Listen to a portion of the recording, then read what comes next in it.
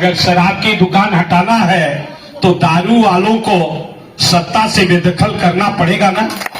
अगर दारू वालों को ही आप प्रतिनिधि अपना वकील बना लेंगे, आप अपना वकील दारू वालों को बना लेंगे, तो निश्चित रूप से वो आप मोहल्ले में नहीं आपके घर में भी दारू दुकान खुलवा देंगे। आज ये सरकार तानाशाही की तरफ बढ़ रही है। न्यायपालिका का चाहत उनकी है कि न्यायपालिका भी उनके बस में काम करने का काम करे। इसके साथ साथ ईडी, सीबीआई और दूसरे जो संवैधानिक संस्थाएं हैं, चुनाव आयोग, उसको उन्होंने अपनी कठपुतली बनाकर विपक्ष के नेताओं के साथ उनको डराने और धमकाने का काम कर रहे हैं। बड़े बड़े उद्योगपतियों को भी ईडी और इनकम टैक्स के माध्यम से नोटिस भिजवाकर भारतीय जनता पार्टी चंदा बटोरने का काम कर रही है, और जिसके कारण डर से भारतीय जनता पार्टी को बड़े बड़े उद्योगपतियों ने लगभग 10,000 करोड़ का चंदा देने का काम किया। उसके बदले माननीय मोदी जी ने इस देश के 26 उद्योगपतियों का, अडानी अंबानी सहित 26 उद्योगपतियों का 16 लाख करोड़ का कर्जा माफ करने का काम किया।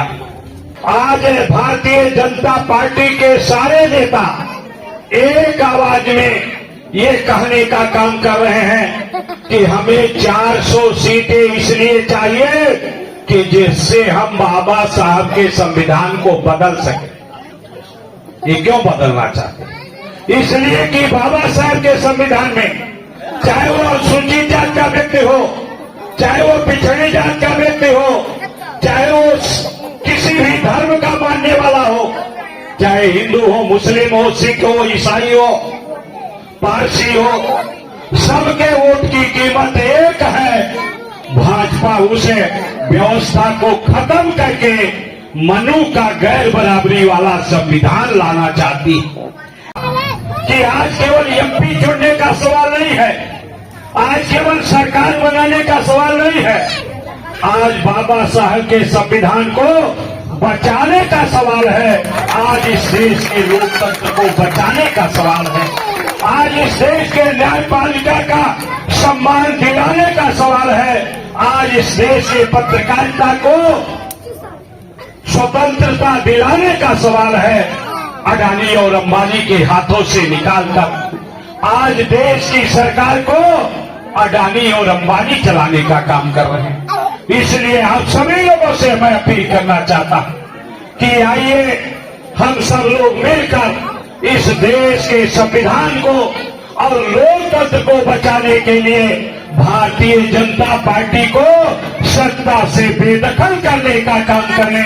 ये आपसे अपील करना चाहता हूं। सबको बराबर का अधिकार, बराबर का सम्मान देने का काम बाबा साहब भीमराव अम्बेडकर के संविधान ने करने का काम किया, और उसी वोट के बल पर अभी मंत्री जी कह रहे थे कि उसी वोट के कारण आपके दरवाजे पर बड़े से बड़े लोग आकर दस्तक देते हैं, हाथ जोड़ते हैं, अपील करने का काम करते हैं।